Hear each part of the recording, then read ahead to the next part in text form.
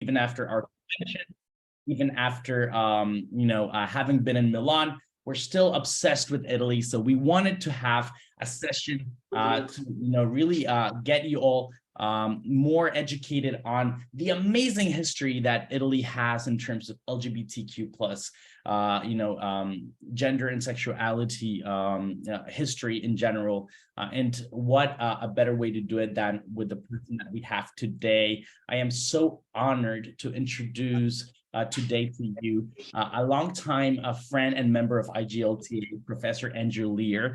Andrew Lear is an author, a classicist, a historian of gender and sexuality, a public historian. His academic work has focused on the concepts of gender and sexuality in ancient Greek poetry and art.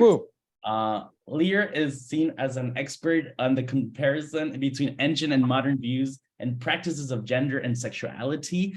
And he has taught at Harvard, Columbia, Pomona College, and New York University. He is, again, a longtime member of IGLTA through his company, Oscar Wilde Tours, where he brings the history of gender and sexuality to life through educational tours that he designs and leads himself. So without further ado, I want to introduce Andrew Lear. Andrew, you have the platform. All right. Well, thank you so much, Santi, and thanks to the IGLTA, and hello, everybody. So this is actually, some of you may have been there. This is a talk that I gave at the convention in Milan, or just after it in the city. And we just thought that we'd do it again. Santi, I'm going to ask you a question, by the way. If I press, can you still hear me? Yes. Yes. Okay, good. Because Zoom is playing all kinds of little bells every time someone. Yes, I know. But were you able to shut them off? Yeah. Yeah, if I turn off the sound on my computer, you can still hear me. Okay. That's all that matters. Okay, cool. So today I'm going to give you a talk about Italy's LGBTQ plus history, which is long and rich. And to some extent, this is a protest against Italy's ridiculous homophobic government. Because they should be forced to come listen to this talk sometime. But also it speaks to something I think about the travel industry, which is that, and so I'm speaking here to destinations to some extent. People are really interested in like interesting the LGBTQ plus market. I mean, Italy doesn't have a really hard time with that because it already does, but whatever. In general, people ignore or don't know about or don't exploit the fact that there is all kinds of LGBTQ plus history, culture, and art in their place.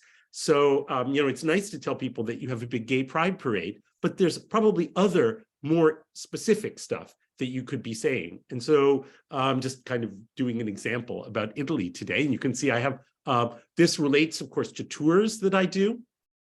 It's been, I think 7 years, except not including COVID, so like 4 years, that I've organized tours in Italy, focused on LGBTQ plus history and art. And you can see one of my tour groups standing in front of the Michelangelo's David.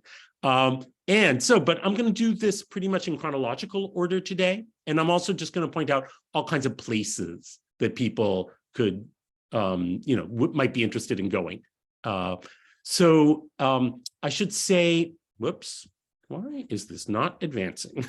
Advance, there we go, we just advanced. There probably are two different kinds of places that I'm talking about today from a travel perspective. One is very famous places about which there is LGBTQ plus history.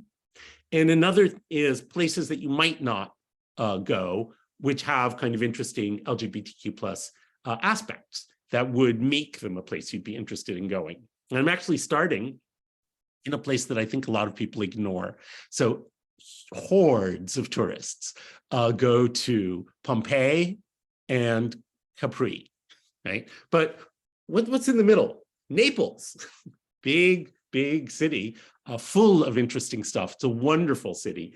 It is a little bit what we say in Italy about it. Americans will be amused. We say it's a bit of una Bronx.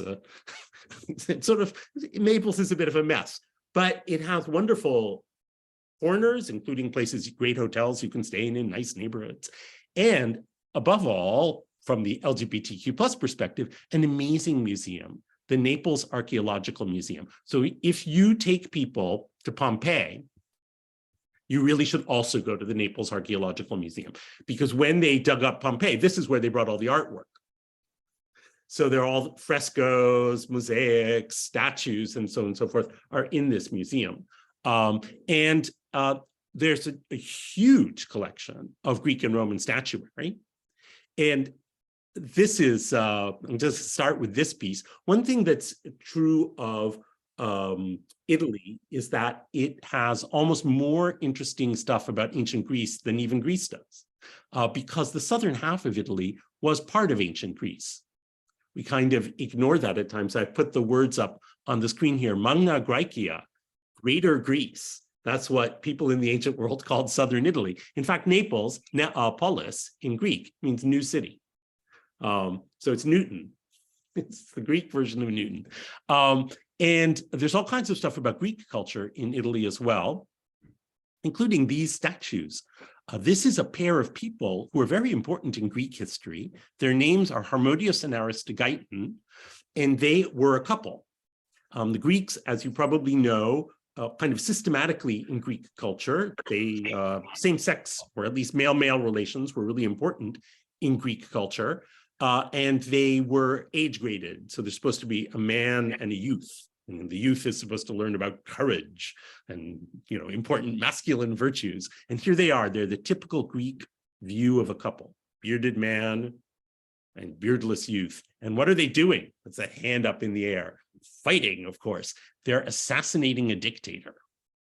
And they were seen as the founders of the Athenian democracy, as I call them. Oh, I didn't put it up on the screen. I always call them Uncle Sam and Robin. They were the pair that founded the Athenian democracy. And our best version, there were statues of them right in the middle of the Athenian Agora, but the best existing version of those statues is in the museum in Naples. So we move on. A little bit more about ancient Greece. Something else near Naples, and this is a place that people don't go very much. So they go to Pompeii and they go to Capri, but they don't go to Paestum. Paestum is maybe it's a little more than an hour south of Naples. It actually makes a good day with Pompeii. It's a long day, but you can do them both in the same day. And Paestum has one of the sets of the best preserved ancient Greek temples, because it was a Greek city, became a Roman city later on. And in the 1960s, a tomb was found there that is the best example of ancient Greek painting. It has these paintings on the walls, and what they represent, it's famous because of the, I don't remember, what do you call that? The stone on top of the tomb that the corpse would be looking up at. It's famous for that one because there's a guy diving into the water. And modern people love that because they think, oh, he's diving into the beyond and so on. So I don't know. As a Greek art historian, I have to tell you, the Greeks were not so big on symbolism. I sort of don't believe in that. But around the walls, we have one of these typical ancient Greek parties called the symposium. So I know today a symposium is like a boring meeting at 8:15 in the morning where you have Nescafe and donuts at your company, but that is not what it meant in ancient Greece. Syn, together, posium, like potion, drinking together. It was a late night drinking party. The room is centered around a big bowl of wine, and there are benches around the room, 7 benches usually, with 2 people on each bench. That's not necessarily a romantic or erotic thing, having 2 people on the bench, but it can be sometimes. And you see an example here on the right, where we have another one of these couples. The young man, they're really emphasizing that he's young because they've given him red cheeks, is singing. He's got his lyre and he's got his hand out in front of him. That hand that's a singing gesture. And the lightly bearded, so also fairly young man is trying to steal a kiss. And what I really love about this scene is you can see the guy on the next bench is watching them. And he's saying something like, and he's speaking too. His mouth is open. So he's saying something like, you go, girl. So Yes, if it's, I have to remind people, the ancient Greeks were people too, right? Just as, you know, all people were people. All right, so we move on. So the ancient Greeks had this culture in which at least male-male relations, maybe also female-female relations, right? We don't know too much about it, but there is the poet Sappho, right, who wrote poems about her loves of possibly relationships with other women, and she was regarded as the most important lyric poet. A little hard for us to use that as social evidence. We're not quite sure. We don't have as much evidence, but possibly also female-female relations. In ancient Rome, there's also a high acceptance of male-male relations. And we know about this particularly in the lives of emperors, famous emperors. So here I've given you two emperors, one famous bad emperor, one famous good emperor. On the left, we have Nero.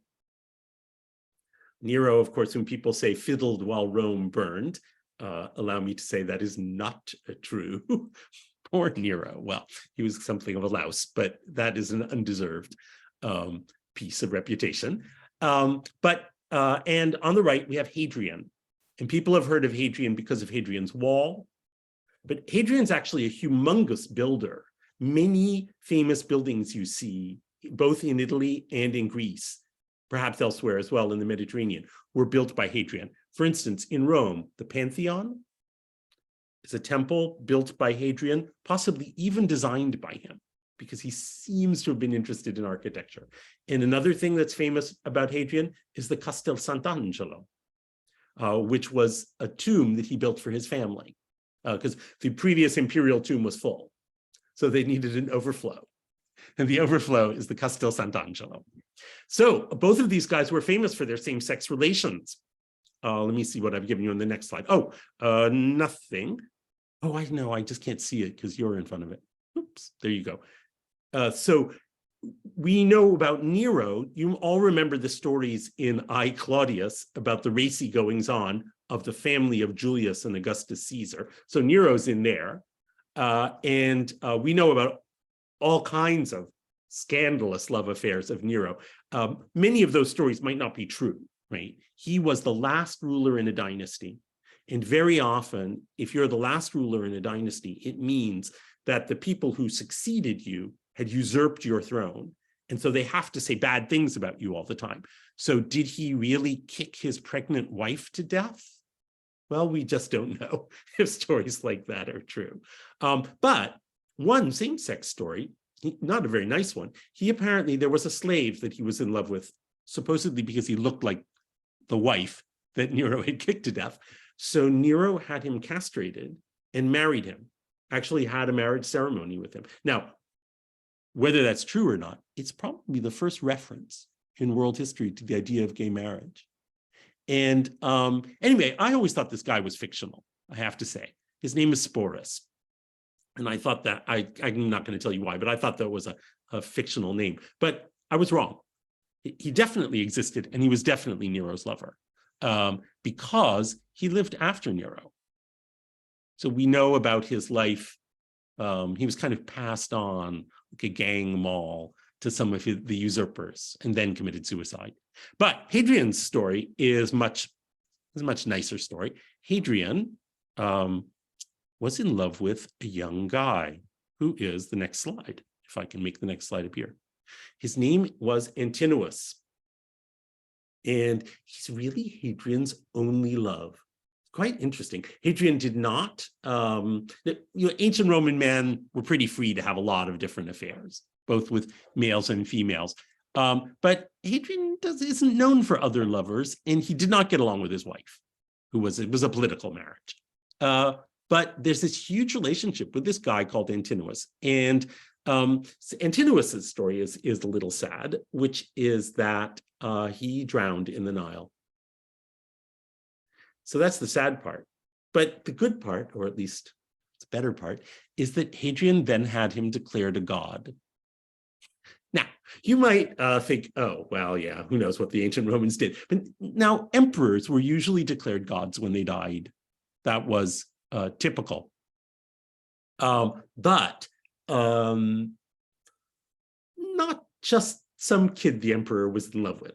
The kid the emperor was in love with was not declared a god as a rule, but Antinous was. And we have lots and lots of statues, busts.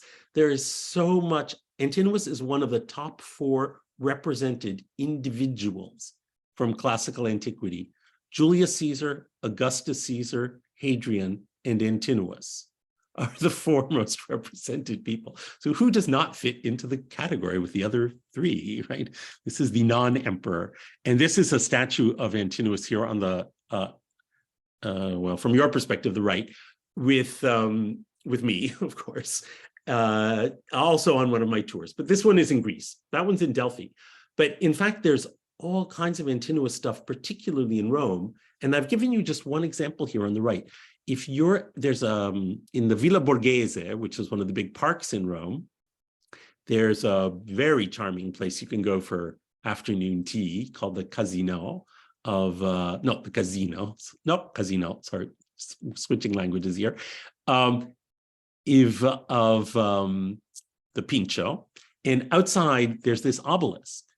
Well, the obelisk is actually covered in ancient Egyptian, of course, with prayers to the divine Antinous. So here, yes, we have prayers to the emperor's boyfriend, the divine emperor's boyfriend, all on that. And there's Antinous is everywhere in Rome. And also a place I want to recommend to you very highly, used to be absolutely everyone went there. It was like normal tourism in Italy. And now nobody goes there. It's Hadrian's Villa in Tivoli, which is about an hour outside Rome. Tivoli is a charming town. The villa is this huge ancient ruin, larger than Pompeii, just to give you an idea of how big the villa was. That's where the temple of the divine Antinous was. And so all this stuff in Rome, like this obelisk, probably comes from the temple in Tivoli. So, you know, it occurred to me that we didn't say something at the beginning, and I want to just add, if you guys have questions, put them in the chat. There are. And Santi will keep an eye on them, and then, you know, I can answer them later on. And I'll stop. So there's one question, Andrew. All right. So most of what I've shown you is about male-male relations. So it's in the G side of the LGBTQ spectrum, but there's all kinds of stuff from other parts of the spectrum as well. This is one quite common in an archaeological sense, statue from ancient Rome of the sleeping hermaphrodite. The hermaphrodite is a mythological character who is what we would call intersex. And on this, in this version, you can the way I photographed it, you can actually see really clearly that the hermaphrodite has breasts and a penis. This is a pretty cool version because it's in the Louvre, actually, but there's one also in the Galleria Borghese in Rome. But this was the original Borghese one. It was dug up somewhere on the family's estates. And but when Napoleon's brother married, Napoleon's sister, Pauline, married a Borghese, they gave him this as a wedding present. And so it's in the Louvre instead of in Rome. And in fact, when after the Napoleonic period, all the countries got together and said, no, France has to give things back to Italy, they have to give things back to Germany, blah, blah, blah. They did not have to give this back because it was a wedding present. So it stayed in the Louvre. But then the Borghese found another one on their estates. So now there's a hermaphrodite on both in the Galleria Borghese and in the Louvre. And it's kind of cool because, so today when we find an ancient statue, we just preserve it as well as we can and put it in a museum. But in the 17th and 18th century, when they found a statue, they just fixed it. They said, oh, it's broken. Yeah, the nose is broken, put on a new nose. So they would hire somebody to fix it. In this case, the guy they hired was this local sculptor called Bernini. It's just like the most important sculptor of the Baroque period. And the Borghese hired Bernini to fix up the statue, and he made this mattress that's underneath it. So it's not only an ancient statue, but it also has a mattress by Bernini. So it's a pretty cool one. Yeah, I have to say about intersex things, it's really interesting because you know that in nature, if we were left in nature, there would be more intersex people. The reason there are fewer intersex people is because the medical establishment, until quite recently, fixed the problem, right? When a baby was born, they just decided what sex it was and operated accordingly. Now, that doesn't affect that large a percentage of the population, but it does affect, numerically a fair number of people. And so the Romans might have been aware of intersex people in a way that we're not. But of course, we don't really know what the relationship is between myth and reality. Is this modeled on some kind of actual experience of intersex people? A little hard to say what that relationship might be. All right, and I want to just point out, we don't have a lot of art about lesbian things from ancient Rome, but it is a theme in Roman culture, and particularly in certain writers. So Martial and Juvenal are two writers that write a lot about lesbians. The way they seem to imagine lesbians is a little hard to see, is they seem to imagine them as having like an enlarged clitoris. So they could engage in intercourse as males. It's very, very weird. But anyway, it was what they imagined. And here I've just given you a little quote from a Martial poem. There's also a really interesting, very unknown in the modern world, work by an author called Lucian, The Dialogues of the Courtesans. And in the Dialogues of the Courtesans 5, there's a long discussion of a lesbian relationship. It's not very easy to interpret in modern terms, but very, very interesting, and certainly involving lesbian relations. And the place to read about this is very recent. There's never been a good book about lesbian relations in ancient Greece and Rome, but there is now. I should say it's existed in French for a few years, but it was just translated into English. It's, well, her name is Sandra Boeringer. Not sure how we will pronounce that in English. Sandra Boeringer, maybe. It's called, very simple title, Female Homosexuality in Ancient Greece and Rome. And I can guarantee you it's a good book. I reviewed it, and I can say this where scholars are not here. I was also the person who approved it for the publisher in English. So it's great. It covers all the evidence and in very intelligent ways. It's a really smart book. All right. Now, after ancient times, we go on into what in the West is the Middle Ages, right? This period, frankly, in which the big, rich, interesting cultures in the world were just not in Europe. It's funny. It's not how we see the Middle Ages. We think, oh, yes, then everybody was poor and really religious. No, not elsewhere, right? There were big, rich cities in the world like Baghdad, Constantinople, things in China, but Western Europe was very poor. And largely, well, I'm not going to go on and describe the Middle Ages, but it's certainly a period in which a very repressive form of Christianity was dominant in the Western world. The place you start to see evidence for same-sex relations is mostly in Italy, actually. And that's probably because what we call the Renaissance, which is kind of a rebirth of a culture in which more stuff is written about, in which humans are considered more important in the culture, happens in Italy very early. And this stuff is not mostly talked about very much in histories of homosexuality. There's a really interesting Italian gay activist called Giovanni Dall'Orto, who says that that's just because the scholars who wrote all the main books about the history of homosexuality were like French and English and American, and they didn't know about Italy. And I think he's right. Italy really should have a central place. One of the earliest references to same-sex relations of a somewhat positive kind is in Dante's Inferno. So Dante puts the sodomites in a very low section of the Inferno. So they're big criminals because they're violent against God. Don't ask why. But what's really interesting is that when Dante gets there, he sees his teacher, Brunetto Latini, is among the sodomites, And he's very complimentary about him and very sympathetic about him. And he calls him, as I say, he calls him, oops, I can't see what I wrote, dear and good father. So he's not himself, unambiguously punitive about these things. Now, we don't happen to know about Brunetto Latini other than that. I mean, we know he existed, but we don't know if he was gay or what. So it's a little hard for us to judge this passion in Dante. We also have some evidence for a trans woman in Venice in the 14th century. Sadly, she was executed, but there's this woman called Rolandina. She's usually called Rolandina Roncaia, but that's just modern scholarship. She was from the village of Roncaia. We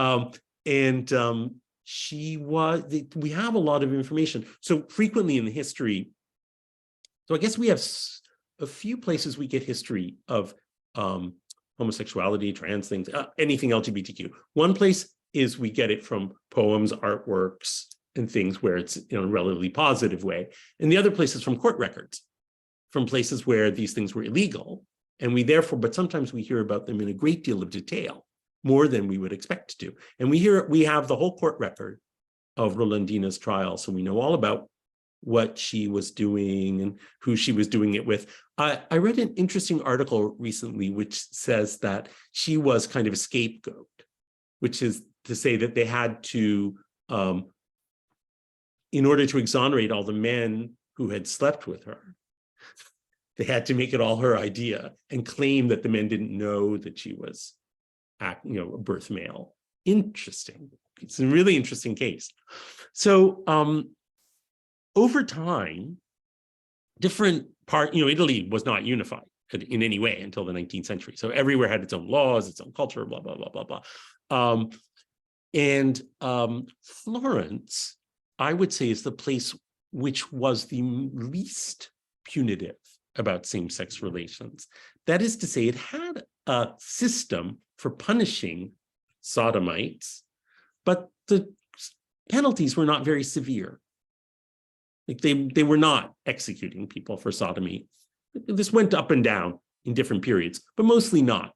And the result, interestingly, is that there were many, many more accusations in the legal system. I think because people felt free to accuse their neighbor of being a sodomite if he was just going to get, a fine or something. Whereas, if people are going to be executed, you're probably shyer about accusing them of it. It's just a guess. But there are a huge number of accusations of sodomy. So Florence instituted from 1432 to 1502 for 70 years a kind of morals police force called the Office of the Night. And people could make anonymous accusations to the Office of the Night about people's sexual lives. And so Florence at this time is a city of 40,000.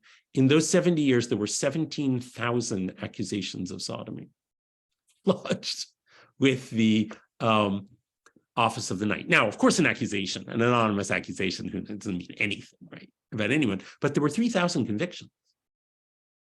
So they have to have had some evidence for them. It's really interesting. There are, 400 a year on average.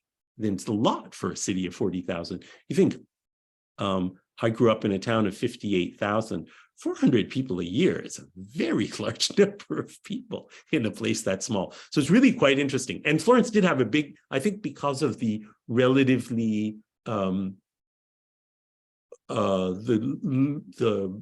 low level of punishment in the legal system, Florence developed this international reputation as the big gay center. In fact, in German, the word for buggery, committing anal sex, was Florenzen, to Florence someone. So that was Florence's reputation in the Renaissance. And there's a really good book about all of this by a guy called Michael Rocky, who's a friend of mine, because I'm only recommending books by my friends, sorry.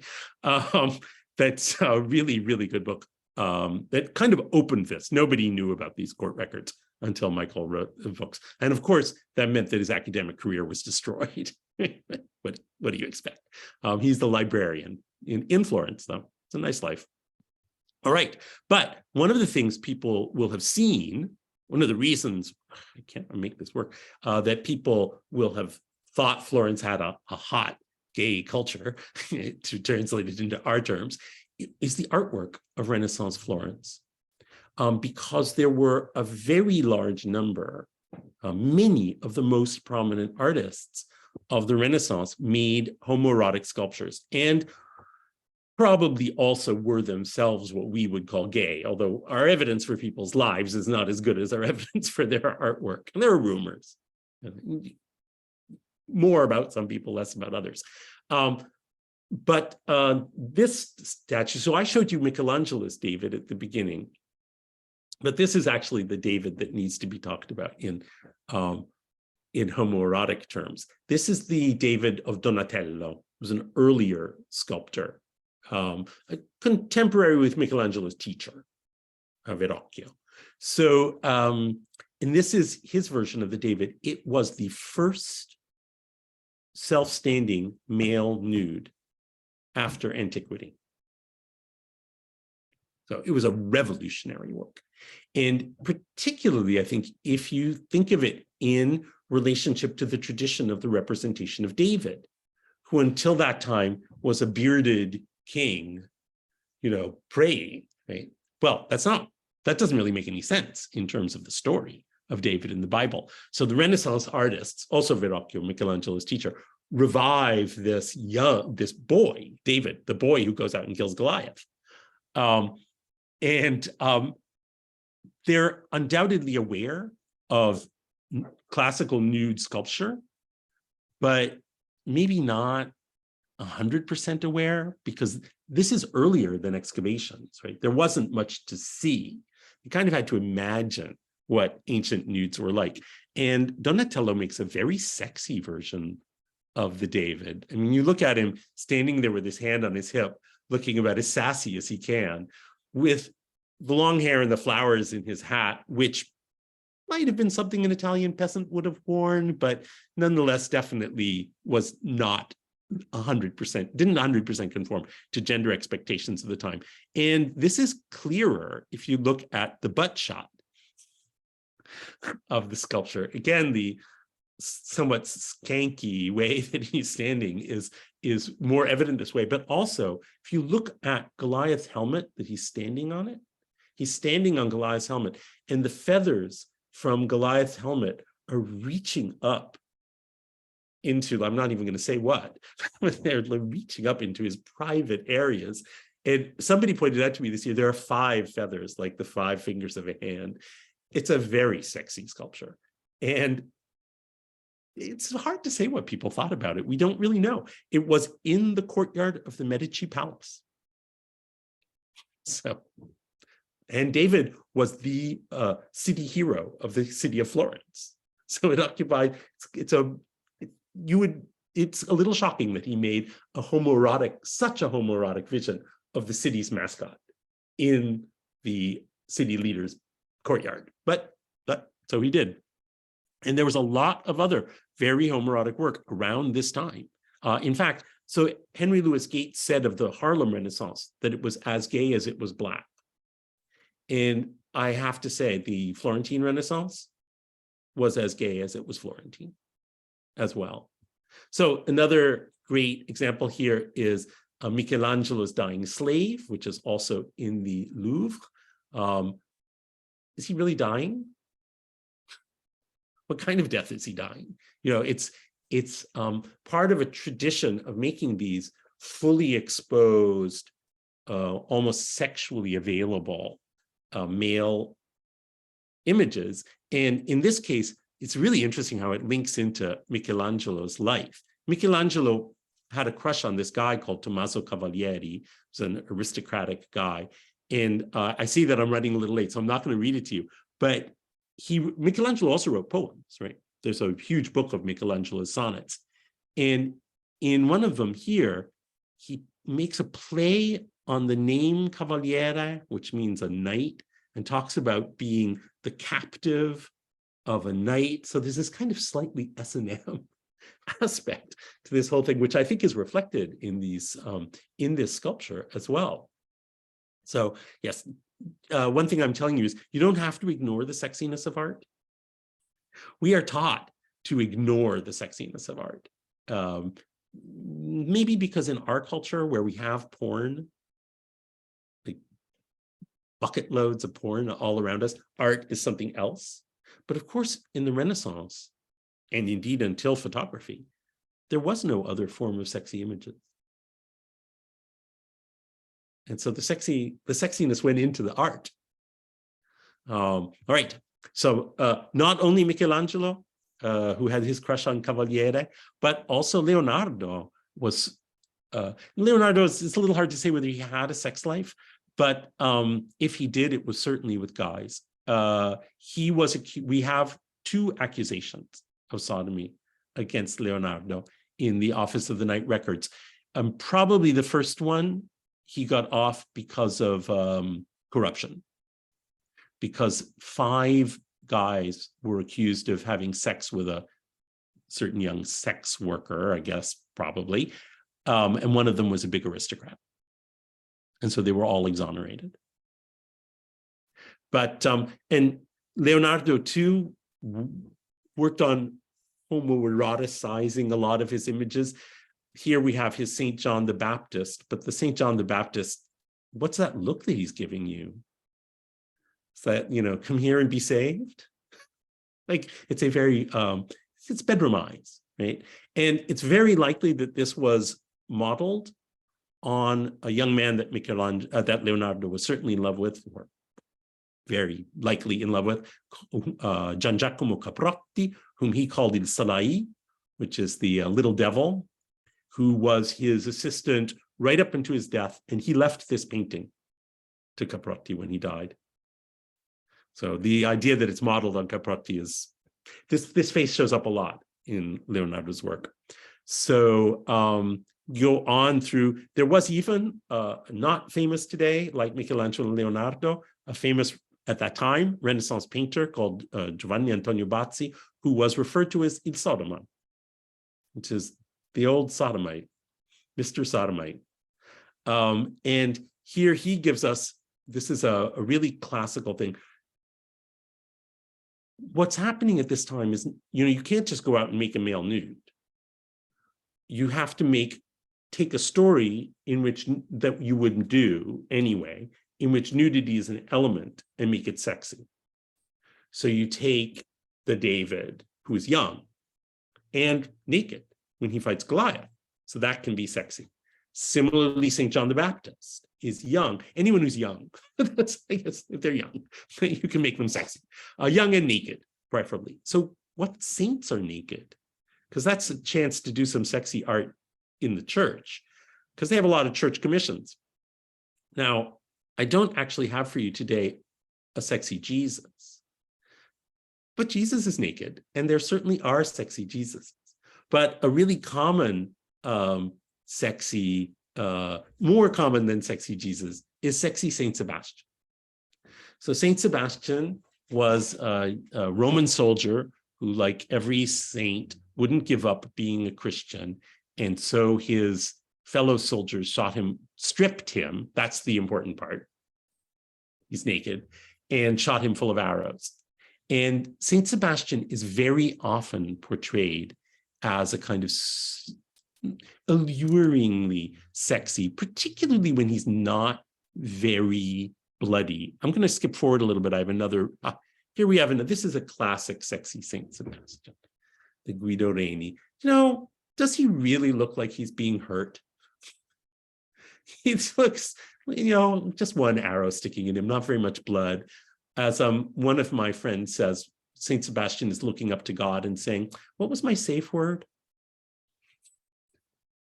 But the Saint Sebastian as sexy is a really great tradition, and it moves on into modern gay life. So this Saint Sebastian was Oscar Wilde's favorite painting. And when Oscar Wilde was in exile after his prison sentence, he called himself Sebastian Melmoth. Right? So he took Saint Sebastian's name, the gay martyr, because that's what he was seen as. All right. We move forward in time. The gay thing does not vanish after the Renaissance with Caravaggio.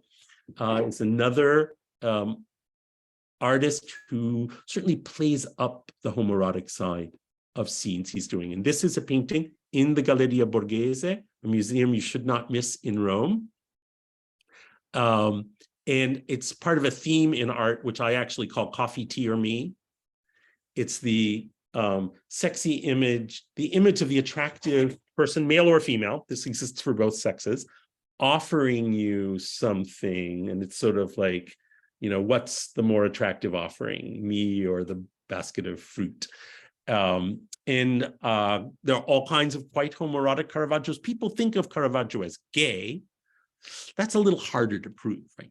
Why is he making so many sexy images, homoerotic images? It might be because he himself was interested in them. It might also be because the church prelates who were hiring him were interested in them. And that's what I'm going to talk to you about now for a moment. So this is the Galleria Borghese, a place you should absolutely not miss when you're in Rome, and make reservations, by the way, because it's one of those things you really have to make reservations for. It was a summer palace built by this guy on the left. Well, you're right, Scipione Borghese, nephew of the Pope, by which I mean really the Pope's nephew, who was an enormously wealthy and powerful man in Rome of the 17th century, and was also very definitely what we would call gay. He had, I think I put it on the next slide. Yes, he was in love with this guy called Stefano Pignatelli, and eventually, so the Pope banished Pignatelli to get rid of him, and then Borghese went into a kind of tailspin. He had what we would call a mental breakdown, and so the Pope let Pignatelli come back, and eventually he was turned into a cardinal, or he was made a cardinal, although he was definitely a sodomite and perhaps some kind of criminal in other ways. But the Pope needed to do something about him to keep him around so his cardinal nephew would be happy. So he made Pignatelli a cardinal. And here I've put up a poem. This will just give you public opinion about this at the time. This is a really fun thing in Renaissance Rome. There were certain like bits of ancient statues in the city on which people would pin little poems attacking papal policies. Right? This was the Twitter of the Renaissance. And this was the original one. It's a statue called Pasquino. It's right by the Piazza Navona, kind of around the corner. And what the poem says is, why is everyone talking about this? So every country needs to get its own cardinal. Spain wants a cardinal, France wants a cardinal. So why shouldn't Cardinal Borghese's penis have a cardinal? So that is public opinion about Stefano Pignatelli being named a cardinal. And by the way, this is an old photo because you're not allowed to pin poems on Pasquino anymore. There's a bulletin board next to him that you have to use now. All right, so again, the artwork is all about male stuff, but there is other stuff around as well. For instance, there's a poet of the Renaissance, 16th century in Siena called La Domia Forteguerri. She wrote a lot of poems, but we only have a half dozen of them left. They're all love poems to a woman called Margherita d'Austria, Margaret of Austria. She was the Duchess of Florence. You might think that that means that it's some kind of public thing. They definitely knew each other and really knew each other very well. And there are these poems where she says things like, calls her my goddess, Margherita of Austria. It's quite interesting. And they're very, whether this means they had some kind of consummated relationship or not, I can't tell. But it certainly involved some kind of intense emotional relationship. There's also a story, quite interesting, and I think there was a movie about this recently, of a nun called Benedetta Carlini. She was a nun in the 17th century. She had visions, and she was regarded as not a saint because she was alive, but as an important mystic.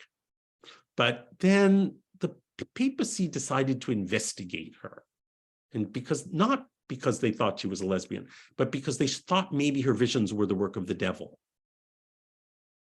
rather than, because there were weird things about her visions. Like Christ asked her to marry him, and it wasn't quite what they expected in a mystic's visions. And so they had this very long investigation of her. And what it turned out was that she was having sex with a nun. She was the abbess at that time. She was having sex with a nun in the nunnery when one of the spirits was speaking through her. And ultimately, they ruled that that was the work of the devil. And she was imprisoned, but within the nunnery for the rest of her life. But it's just an interesting little glimpse into what may have been going on that we don't normally know about. There also was a tradition in Venice at the carnival. You know, people have these traditional masks. One of them is called the Nyaga, which is like a word like meow. And it was a kind of a partly cat mask, but it was definitely a birth male dressed in women's clothing, and seems to have been associated with something like prostitution. The Nyaga carried doll babies with them. I don't have, unfortunately, any images of a Nyaga, but there was some place for something trans within the tradition of the carnival. And interestingly, there are still traditional trans people, or something like trans people, in Naples. They're called the Feminiello, which means like a little woman, but it's a masculine word. And the Feminielli still exist in Naples. What we would call them in modern terms is a little hard to say. Trans to some extent, but they're definitely, they're regarded in Naples, traditionally they're regarded as bringing good luck. So the Feminielli, who are mostly very poor, they're from poor Neapolitan neighborhoods, they run the lottery in a lot of places, lottery drawings, because people think getting a lottery ticket from a Feminiello brings you good luck. So it's a weird traditional thing, a little like hijras in India, and quite intriguing. All right, so finally we have a lesbian artist. We move forward into the 19th century, and we come to a time when most of the artists in Italy were, or many anyway, were Northern Europeans and Americans. And there was a group of American women artists in Rome, probably what we would call lesbians, certainly women who lived in what we call Boston marriages with each other. And this is a famous artwork from that circle in New York. It's a sculpture that you probably all know, the angel Bethesda, who is so important, for instance, in Tony Kushner's Angels in America. And it was, in fact, it's by a sculptor called Emma Stebbins, and it was modeled on the woman she lived with, who was a famous American actress, whose name is now, just for this moment, escaping me, whoops, Charlotte Cushman, who, yeah, she was probably the first really internationally famous American artist. They lived together in Rome, and then Cushman had breast cancer and died, and Stebbins never sculpted again. Tell me they weren't a couple. It's crazy, but you know, we spend unless we have absolute proof that people were a couple, you're not allowed to say they were. But I mean, as far as I'm concerned, that's proof. This keeps on not going forward. There we go. Oscar Wilde was also in Italy. Here we have a picture of him with his great love and life destroyer, Lord Alfred Bosie Douglas, in Naples. Where they lived for a period after Oscar's prison sentence. And Oscar also traveled around. I know everybody's really interested in Sicily this year, and there's going to be hordes of tourists going to Taormina because trying to stay at the unbelievably expensive San Domenico Palace, which will become even more expensive, I imagine. Now, it's always been very expensive. But pause for a moment as you stroll through the streets of Taormina to buy like a calendar at the newspaper store. And what they have calendars of are these 19th century nudes, which were done by a German photographer called Wilhelm von Glöden, who set up shop in Taormina and made a very arty, what we would regard as softcore porn, right? At the time, it was thought of more as kind of It was making photography into art. Photography was new. What were its possibilities? And so he was making these kind of classical artworks, but they're I picked you one with no actual frontal nudity, but they were very popular. We know that people like Oscar Wilde went around buying them. Another thing you can see is on Capri, as you call it. There's this wonderful villa which belonged to a French poet called Jacques d'Adelsfeld Fersen, who lived there with one of von Glöden's models. Because Capri was really a European Provincetown in the 19th century. And there's all kinds of very high-end remnants of it. This is another one of my tour groups. And I just want to end by going forward. So Italy is not covering itself with glory these days in terms of LGBTQ rights at all, but it actually, it has its own weird culture. It was never as repressive or as homophobic as Northern Europe. And there've been quite a lot of artworks and things in the 20th century on LGBTQ themes, including, I'm just giving you a couple of movies, Luchino Visconti's movie of Death in Venice, shot in 1971. And also, this is a movie with Sofia Loren and Marcello Mastroianni, in which Marcello Mastroianni plays a gay guy who's about to be arrested by the fascists. And he spends the day talking to this sort of vaguely fascist-oriented, or at least wife of a fascist, housewife in his apartment complex, the unusually attractive housewife played by Sofia Loren. And anyway, there were a bunch of movies at that time. This one was called Una Giornata Particolare, a special day. And of course, now everyone is talking about gay things in Italy because of the White Lotus, which takes place in Sicily. And I'm glad of that because maybe I can now finally do an LGBT tour of Sicily, which I've wanted to do for a long time, but I didn't have anything that was famous enough. So now I have the White Lotus. You need the iconic. And so I'm just giving you some pictures of some key things in the White Lotus. There's the San Domenico Palace, super fashionable hotel on the left in Taormina. In the center, you see the Opera House in Palermo, where, what is Jennifer Coolidge's name?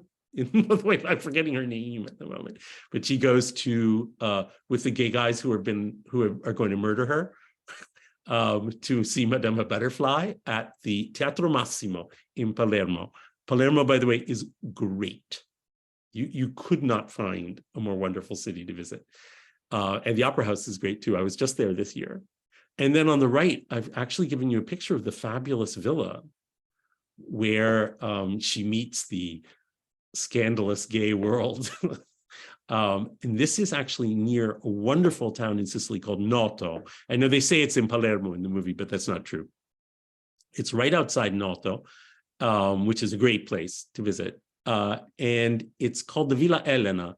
And I just want to say it's also, I think you can rent it, the Villa Elena. So you can have your own drug-fueled orgy and contemplate murdering people if that's what you want to do. Anyway, so I think we've just pulled it in time. Were there questions, Santi? Sorry, I know I crammed a lot of material in there.